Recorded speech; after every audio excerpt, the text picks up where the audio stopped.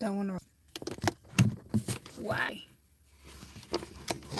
Okay. Hello, everybody. My device here is going to give me some issues.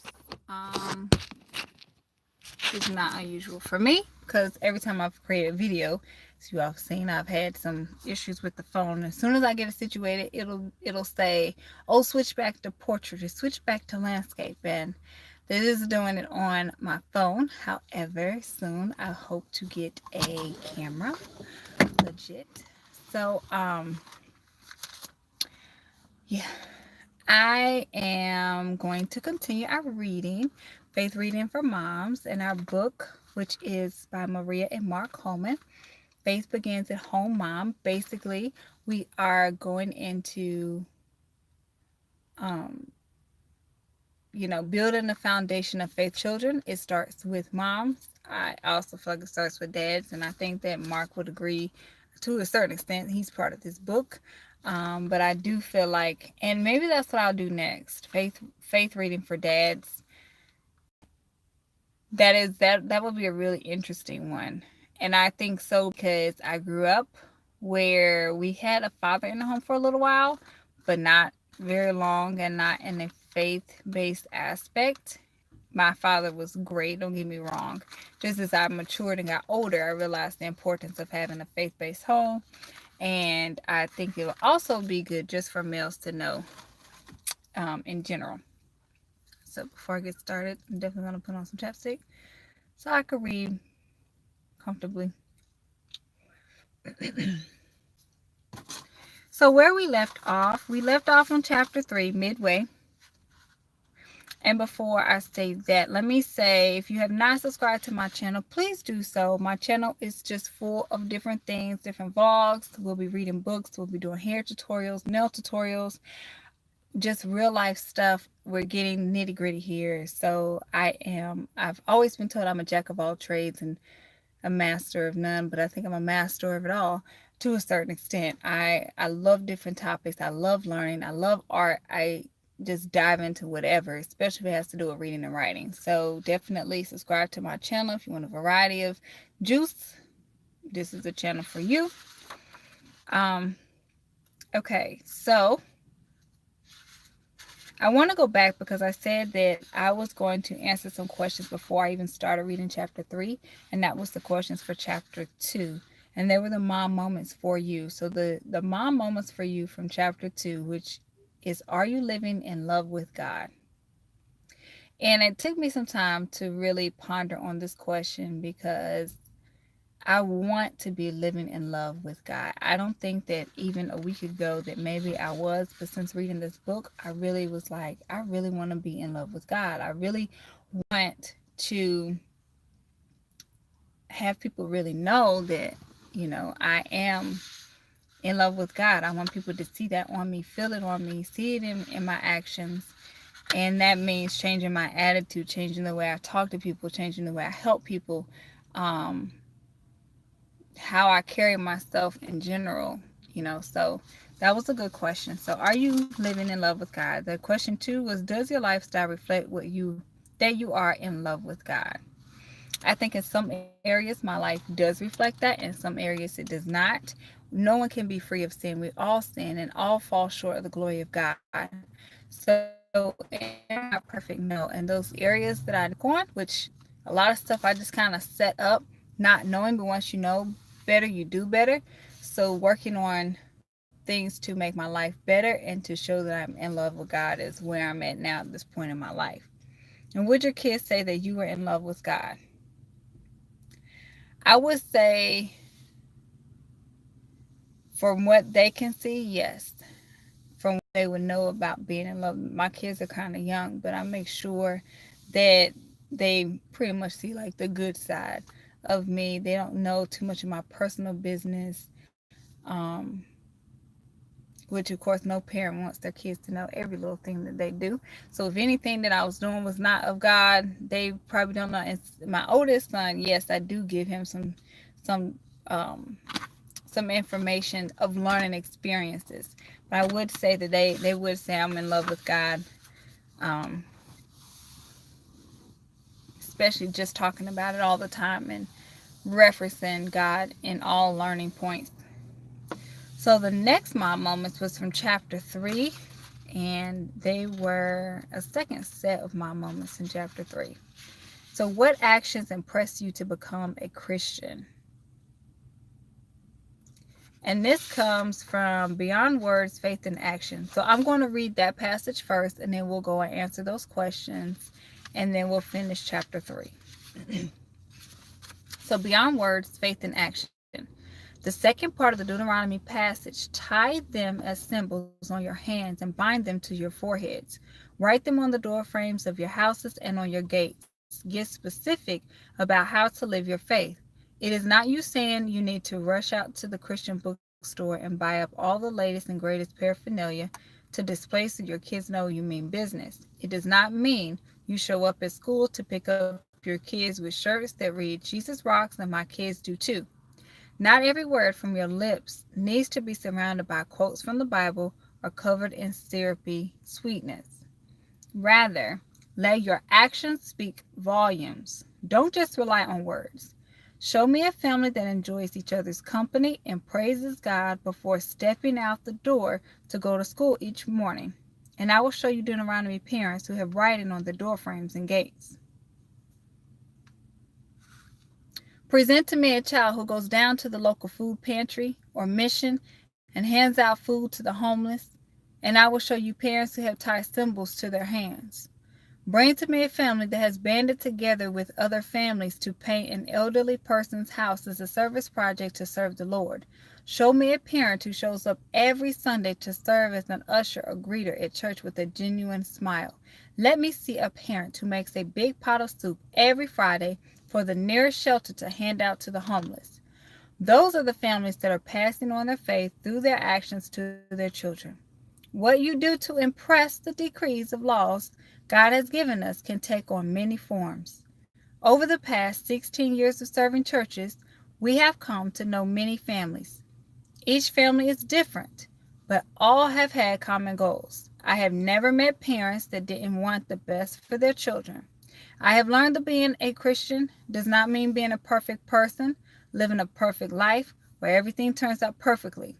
While I already know that Christians make mistakes and have imperfections, I soon realized that serving God does not prevent us from experiencing sorrow and heartache in life, and sometimes from decisions our children make. My husband and I have watched many imperfect families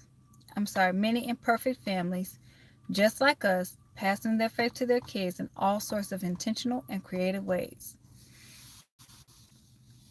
We have dealt with families as they experience depression, alcoholism, divorce, abuse, physical and mental illness, deaths, destruction, teen pregnancy, and suicide. And yet these families have kept living obedient, faithful lives. Time has passed, and we are now receiving invitations to graduations, weddings, and adult baptisms of some of those young people we knew as little children. We know about the struggles their parents went through over the years of raising them, but we also know that in most cases, they were doing the best they could do to pass on God's truths to the people they loved. The bottom line is that incorporating God into your life will help some things, but it doesn't always fix everything. At least not right now. But your staying strong through adversity makes a huge statement to your child. While loving God does not mean life is always going to be rosy, maintaining your faith through adversity leaves a lasting impression. Maintaining your faith through adversity leaves a lasting impression. So there's a scripture, do not grow weary. And I don't know the rest of it, but I know I repeat that a lot because maintaining my faith through the adverse times will create a lasting impression on others. So my moments for you. What actions impressed you to become a Christian?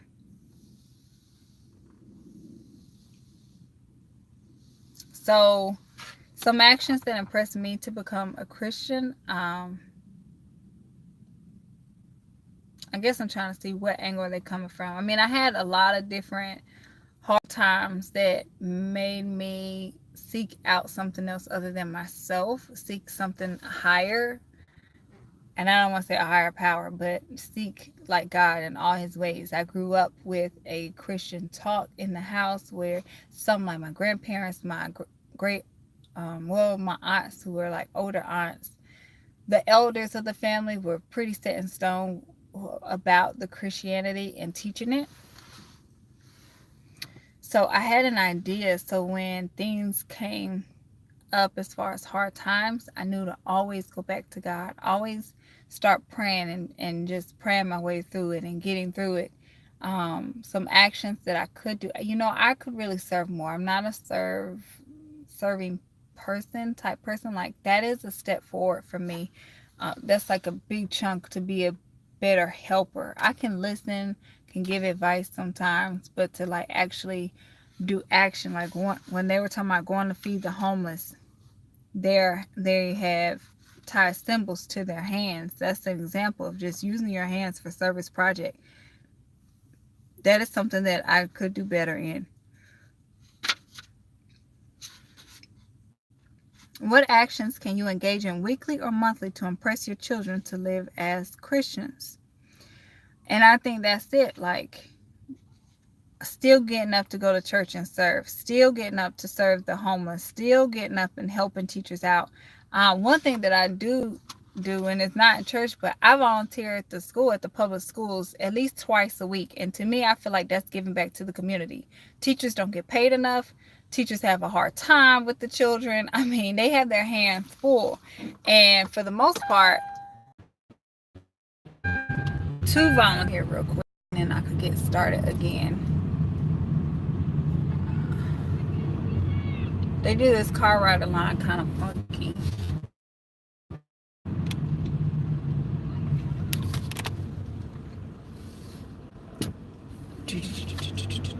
Like first we're stopped somewhere, and then we could drive around. Okay, I'm gonna cut the car back off. All right, so I hope everybody can hear me. Let me cut this Bluetooth off. Okay, so I'm back. So yeah, like I said, I volunteered at the school. To me, that's giving back, and that's doing a service of act God to me, because I don't have to deal with other kids, especially not for free. But I choose to. I enjoy it. I love to. That's something that makes my heart grow, and I know God is looking down to, and I feel like that is still me giving back. So the last question: has there ever been a time when you began to lose faith? What strengthened your faith again? I went through the darkest season of my life when I was going through custody battle. I'm still, I do have custody. However, we're still in the court system and still have to go back frequently. But in the beginning of that time, I was losing my faith. Like, I was so angry with God. I couldn't figure out, why would you give me my child? And then I have to fight to keep him by the person that helped me create him. That was heartbreaking.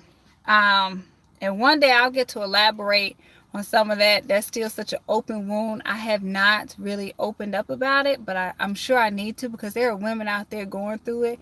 And when I tell you, I was in the court literally every month. 2 jobs were affected by it.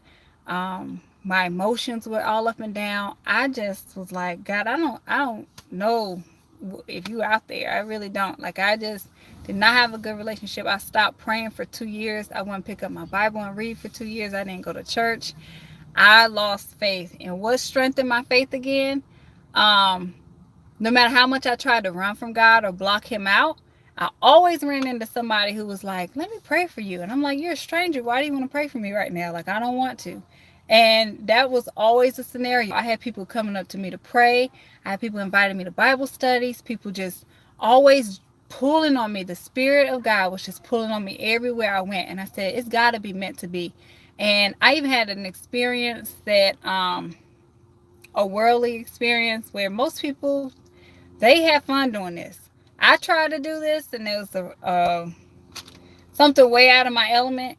And I ended up worshiping God, and everybody looking at me like, what is wrong with this girl? So I knew then, in that time, that God didn't take his hands off of me. He was strengthening me. in that. And not only did I learn how to have a voice for mothers in custody battles, but also have a voice for fathers in the custody battle.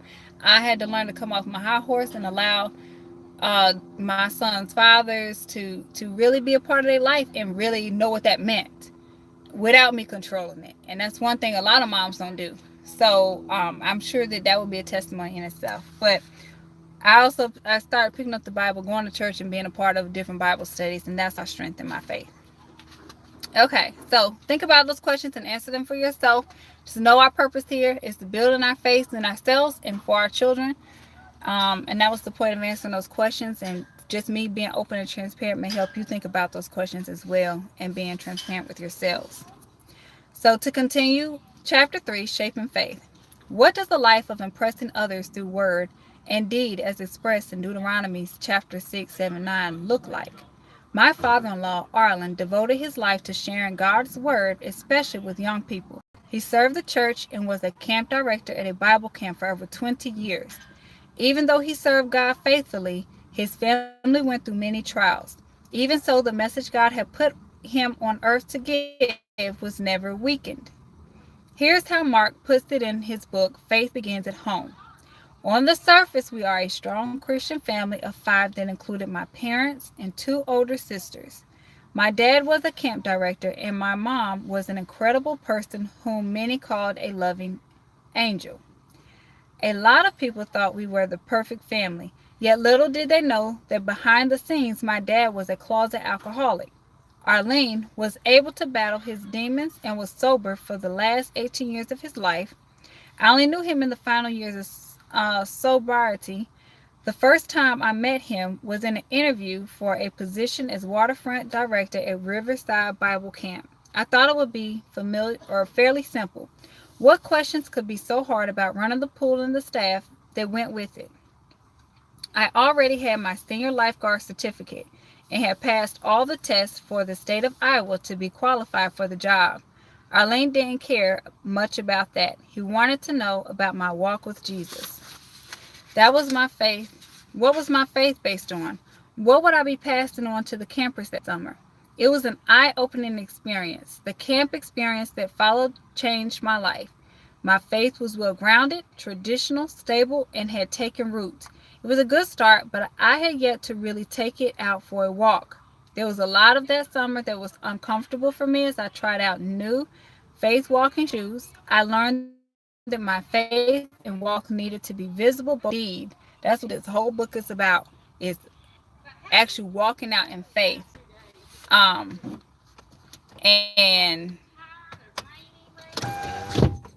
following, like actually letting people see our faith in action through all the trials, good and bad.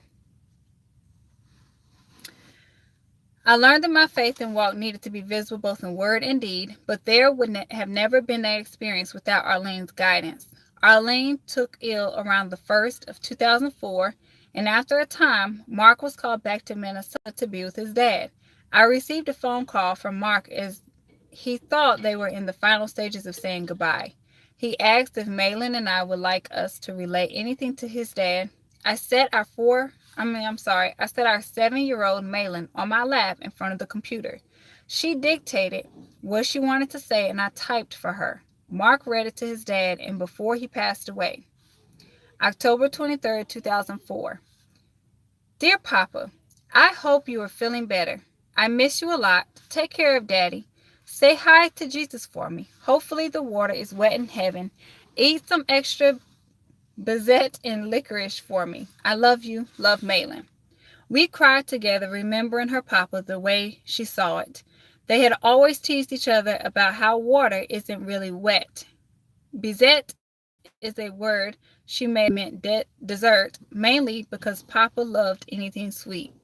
She had had talks with Papa about Jesus, and she felt comfortable wishing him well in his new life. My letter reflected the way Arlen has shaped my faith walk as well. Here are some excerpts from what Mark shared with him from my heart.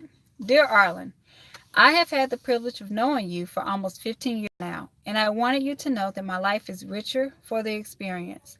You are the first person to show me Christian unconditional love. I believe it was the beginning of my walk with the Lord. God blessed you with the ability, drive, and desire to be that someone. I can't think of a higher calling or a greater gift to be given. Your willingness to accept me as part of your family to the fullest has always amazed me. There are always times when we are unlovable by our actions, our words, or our circumstances, but it is nice to know that there is a circle of people that love and accept you no matter what. Back on March 30th, 1967, you and Mern, they have interesting names to me, I'm sorry, added a son to your family.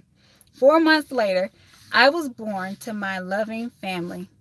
I love how God weaves lives together and makes them become one. I praise God for every day I get to spend with your son here on earth. I have never loved anyone more until your grandchild was born. Without a doubt, I treasure these gifts, weave each family ties weave such a deep bond, and the bonds that you have woven through your children will be passed on to your grandchildren. She will hear all the camp stories. She will hear all the family stories. I am so glad that you passed on the dream of heaven, the roads of forgiveness, and the unconditional love of God to so many while you were here. Your one and only daughter-in-law and Riverside Waterfront Director, Maria Holman. So to follow, Maria Holman is married to Mark Holman, and that letter that was written by Malin, which is Maria and Mark's daughter, was written to the grandfather who passed away, which is Arlen. And Maria also wrote to Arlen as he passed. So Arlen is the one I think of when I reflect on the Deuteronomy chapter 6, 7, 9 passage. Arlen passed away in November 2004, and the following June, Malin and I spent a week with my folks in Iowa. Malin and my dad were sitting on the front porch when a truck drove by that transported ice creams and desserts. My dad said to Malin, "Hey, didn't up north Papa love ice cream?" Malin said, "Yeah, the truck stopped all the time." My dad looked at her and said, "Let's go then." And they ran down the street to catch the truck, purchased a box of ice cream bars, sat on the front porch, and toasted Papa as they ate ice cream and talked about him. What a sweet celebration of a life lived for God. In the end, we can get so wrapped up in life that we miss the opportunity to impress our children. We choose to not invest in one of the most important things we can pass down for generations to come. It doesn't have to be overwhelming, but it does have to be intentional. Eventually, intentional leads to natural. A natural faith walk with your children is what I will be praying for you. So, that was really good. Who has shaped your faith? I don't know if that's a question. Oh, it is a question. Mom moments for you. So we'll go directly there since I was getting ready to ask everybody that question. Who are the people that God has used to shape your faith? And the second question, what are some life experiences that God has used to shape your faith? So who are the people that God has used to shape your faith? He has used so many people in my life. And what are some life experiences that God has used to shape your life? So let's leave on that note. Let's think about it. I try not to have any of my videos go over 20 minutes. We're at about 24 minutes. So we'll go ahead and end there. I really like that question. Let's really think about that in the next day or two as I wait to post the next video. Who has shaped our life and what experiences have shaped our faith-based life? Thank you so much for tuning in. I do hope that this book is helping you as much as it is helping me. I'm very thankful for just those who tune in and view. Please share the videos. If you haven't subscribed yet, please subscribe. Hit the bell so you get the notifications when I'm on. Please, if you have a comment, leave your comment. I would love to hear from you. If there's a book you want me to read and touch on and do a study on, please let me know that as well. I hope you have a great afternoon, and I will talk to everyone later.